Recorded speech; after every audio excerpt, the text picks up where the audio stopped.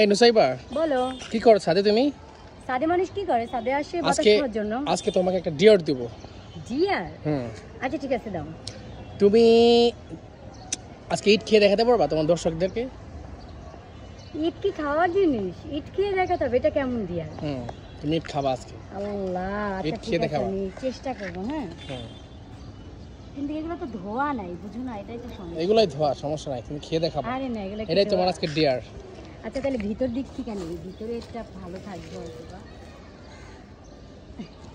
হুম এই যে ইট, হুম, খেয়ে দেখাও। এগুলো বালি বালি হবে না? যে হোক, তুমি খেয়ে দেখাও। আচ্ছা দাঁড়াও। আচ্ছা আরেকটা হাতে তো আছে একটা।